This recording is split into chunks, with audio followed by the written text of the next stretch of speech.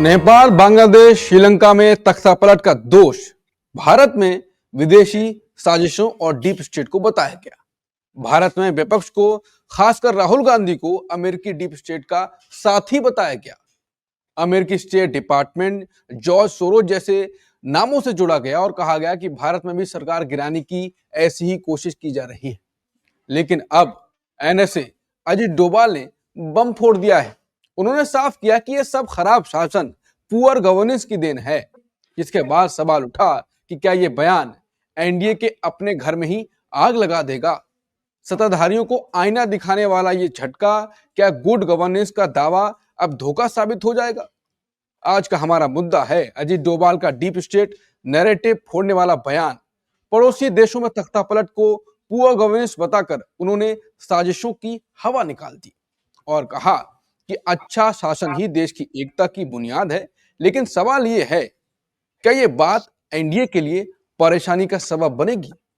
विपक्ष को बदनाम करने का ये खेल अब उल्टा पड़ेगा क्या? क्या डोभाल का ये आईना एनडीए को झकझोर देगा? इसी विषय पर करेंगे चर्चा। नमस्कार, मैं हूं अंकुर और आप देख रहे हैं सतरंगी का धमाकेदार शो बेबाक मुकेश, जहां हम बेबाकी से सामने लाते हैं वो सच जिसे कोई छुपाना चाहता है। मुकेश सर, राहुल गांधी और विपक्ष को लगातार डीप स्टेट्स के साथ काम कर रहे हैं। जॉर्ज सोरोस ये लगातार बताया जाता रहा और जो कि बांग्लादेश, श्रीलंका में सबका कि इसलिए हुआ क्योंकि डीप स्टेट ने काम किया और भारत में भी ऐसा होने की कोशिश हो रही है। इस बीच डोभाल का ये सर नैरेटिव का फाड़ता हुआ बयान। अंकुर जी, ये बहुत ही महत्वपूर्ण स्टेटमेंट है। ये अंडर प्ले हो रहा है मीडिया में, लेकिन सरकार का जो सबसे प्रमुख आदमी है, सुरक्षा सलाहकार, जो कि न केवल सुरक्षा सलाहकार की सीमित भूमिका में है, बल्कि इस सरकार में जो महत्वपूर्ण फैसले लिए जाते हैं उसमें उनकी राय सबसे महत्वपूर्ण होती है मेरे समझ में। और खास तौर पर जहां पर अंतर्राष्ट्रीय मामले होते हैं, अंतर्राष्ट्रीय जो सामरिक हलचलें हैं उनको लेकर बातचीत होती है, या पड़ोसी देशों में जो उथल पुथल होती है उसके बारे में अजित डोभाल सबसे सक्षम व्यक्ति माने जाते हैं कि उनके पास पक्की पुख्ता जानकारियां होती हैं। अब ऐसे में अगर अजित डोभाल ये कह रहे हैं कि ये जो कुछ पड़ोसी मुल्कों में हुआ था वो किसी साजिश का नतीजा नहीं था, किसी डीप स्टेट का काम नहीं था, अमेरिका का काम नहीं था, तो जाहिर है कि वो जो पूरा नैरेटिव बिल्ड करने की कोशिश की जा रही थी सत्ताधारी दल के द्वारा, सत्ताधारी दल के जो सरकार है, जो उसमें मंत्रीगण हैं जो बीच बीच में इस तरह के बयान देते रहते हैं, आईटी सेल है जिसकी तरफ से लगातार ये नैरेटिव बनाया जाता है, बीजेपी समर्थक जो यूट्यूबर्स हैं वो इस तरह की नैरेटिव बनाने में लगे रहते हैं कि मोदी सरकार के खिलाफ कोई अंतरराष्ट्रीय साजिश हो रही है उनको गिराने की, हटाने की, और इसके लिए वो जोड़ते हैं बांग्लादेश, नेपाल और श्रीलंका के परिवर्तनों से। और फिर अपने देश में जो भी ताकत, जो भी संगठन, जो भी व्यक्ति इस सरकार के खिलाफ बोलता है उसको भी उन्हीं सब साजिशों से जोड़ दिया जाता है। अभी देखिए कि एक दिन पहले ही सुप्रीम कोर्ट में दिल्ली पुलिस ने कहा कि उमर खालिद दिल्ली दंगों के सूत्रधार तो थे ही, वो ये काम तख्ता पलट करवाने के लिए कर रहे थे। यानी सीएए के खिलाफ जो देश भर में आंदोलन चल रहे थे, प्रदर्शन चल रहे थे, उनका मकसद सरकार को बेदखल करना था। अब इतना हास्यास्पद कुतर्क है ये, आप देखिए, लेकिन सुप्रीम कोर्ट में दिल्ली पुलिस दे रही है। यानी इस नैरेटिव को सरकार भी बिल्ड कर रही है। दिल्ली पुलिस गृह मंत्रालय के अधीन आती है और वो इस तरह की बात सुप्रीम कोर्ट में कह रही, कोई लोअर कोर्ट में नहीं, सुप्रीम कोर्ट में कह रही है। आप देखिए कि किसान आंदोलन के बारे में क्या कहा था, कंगना रनौत का स्टेटमेंट याद कीजिए, या दूसरे नेताओं का, कि ये तो मोदी सरकार को हिलाने डुलाने की चाल है। और जितने भी तरह के आंदोलन, चुनाव चोरी और वोट चोरी का जो मुद्दा उठाया राहुल गांधी ने प्रमाणों सहित, उसमें भी उसको भी जोड़ दिया गया कि ये तो अमेरिका के प्रभाव से। और जब भी राहुल गांधी अमेरिका या दूसरे देशों में जाते हैं तो वहां भी यही निकाल लिया जाता है कि ये तो साजिश करने गए हैं, ये तो सोरोस से मिलने गए हैं। अभी हमारे कुछ पत्रकार मित्र गए थे अमेरिका, उनको भी इससे जोड़ दिया गया था कि वो भी इसी साजिश का। तो ये प्रोपेगंडा ये चलाया जा रहा था, लेकिन अजीत डोभाल का ये स्टेटमेंट सबको धराशायी कर देता है। और मैं समझता हूं कि अजीत डोभाल ने बहुत ही ईमानदारी से ये बात रखी है।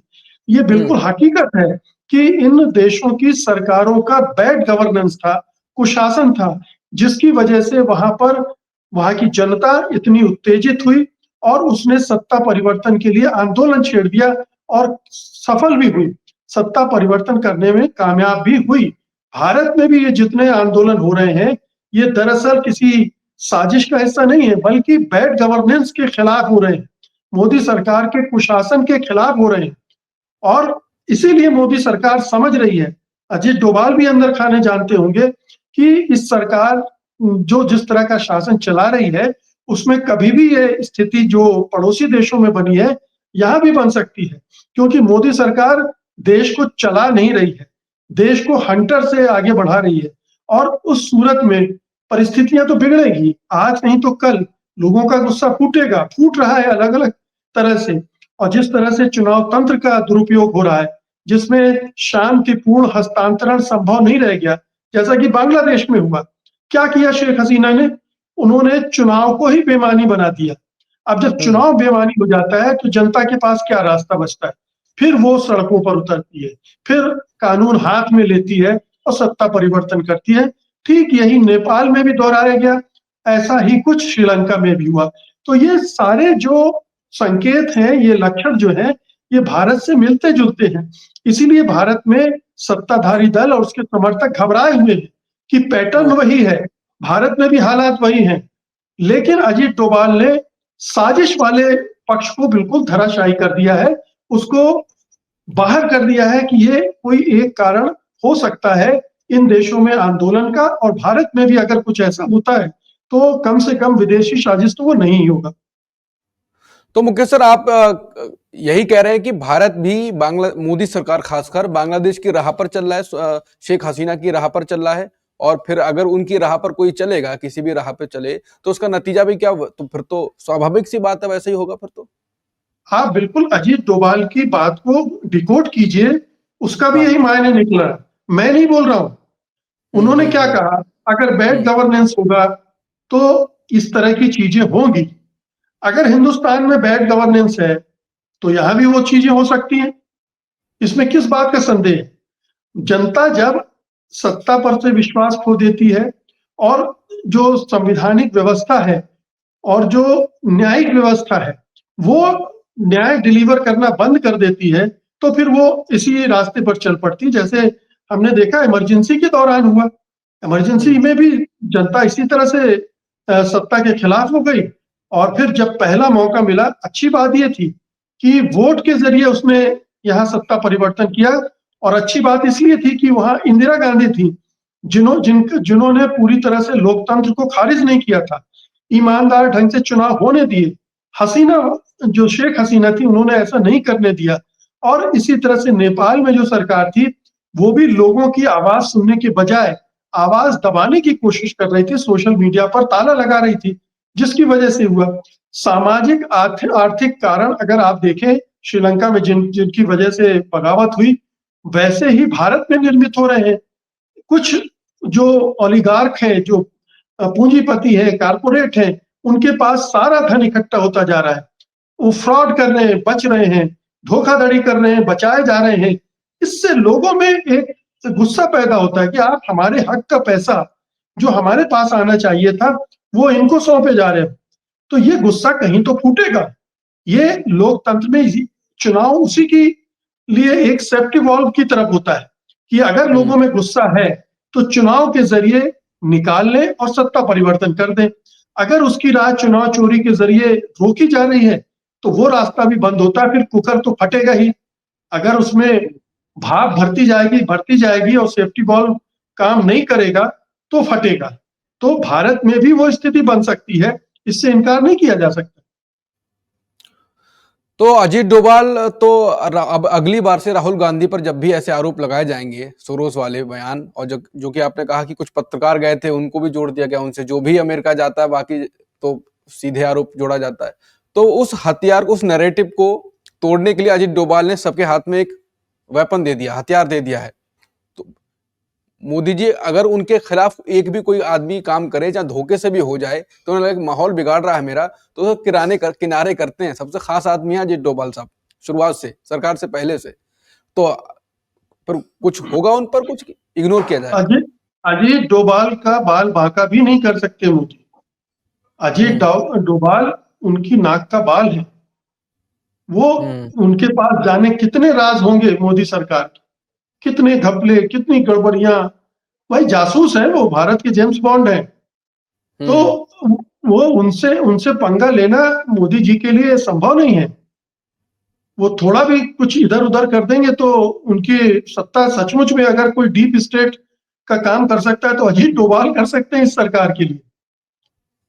अजीत अजीत डोभाल, अडानी, ये लोग हैं, गृह मंत्री अमित शाह, ये लोग दरअसल मोदी जी के लिए डीप स्टेट का रोल निभा सकते हैं। अगर इनके खिलाफ कभी कुछ करेंगे, मोदी करने की सोचेंगे नहीं, मुझे नहीं लगता है, क्योंकि इनके बीच में बहुत गहरी अंडरस्टैंडिंग है और वो अंडरस्टैंडिंग विचारधारा के स्तर तक जाती है, इसलिए वो संभव नहीं है। लेकिन इस जो भाषण दिया है अजीत डोभाल ने, उसमें एक खास बात और कही है, और वो भी जो अंधभक्त हैं और हिंदुत्ववादी हैं उनके लिए भी सबक है। उन्होंने ये भी कह दिया कि चीन के साथ हम संबंध सुधार रहे हैं। ठीक है कि गलवान और कुछ जगह हमारी सीमा को लेकर विवाद है, लेकिन हम चीन से संबंध सुधारना चाहते हैं, सुधार रहे हैं व्यापारिक स्तर पर। तो ये भी बताता है कि चीन की भारत को कितनी जरूरत है और चीन से संबंध सुधरेंगे, बनाए जाएंगे। भले ही प्रधानमंत्री ने महीने 15 दिन स्वदेशी का राग अलापा और आज खामोश है, अब तो स्वदेशी की बात भी कोई नहीं कर रहा है। तो ये भी जता रहा है कि चीन की जरूरत हमारे लिए कितनी अधिक है, हमारे लिए मजबूरी है चीन। तो आप चीन को भी गले लगाएंगे।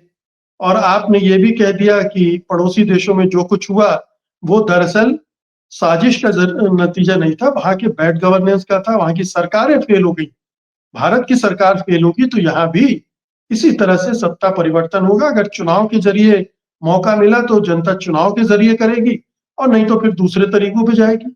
ये तो एक मतलब मानी हुई बात है, ये सैद्धांतिक बात है और व्यवहारिक बात भी है। ये हर जगह होता रहा है।